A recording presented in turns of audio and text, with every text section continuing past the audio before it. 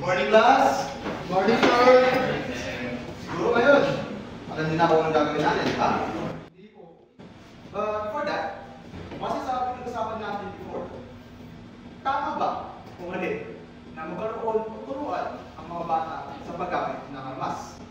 So, let's watch some video of the lesson that we tackled before. Republic Act No. 11188 for the Special Protection of Children in Situation of Armed Conflict Act aims to protect children involved in affected by or displaced by armed conflict, ensuring their safety. Now, let the debate begin. Sir, I agree. Kasi ito also make sure na yung mga government agencies natin ay nag-work together para ma-protectan yung mga kabataan against violence. Sir, may penalties kaya akong maayos ang pag-implement. Mababawasan ang cases. Pero nag-enforce pa talaga.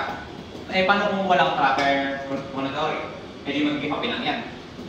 Kaya yung mga tao sa remote areas, hindi naman natin sure kung ano ba talaga nila yung Kaya paano sila mag-protect natin? And psychological support, yes, support that, but some people don't have financial support for those kind of things.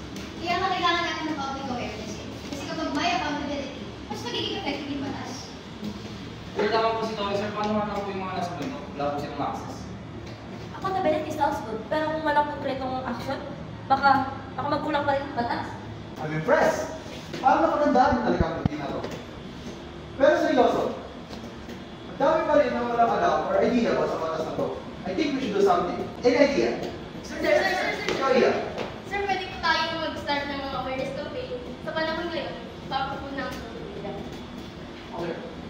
Well, sir, pwede po tayo makapag-collaborate sa NGO dahil natatrabaho po sila sa child protection. Alright, class, that's the bell. Let's package things and take it for today. Thank you, Yes, sir.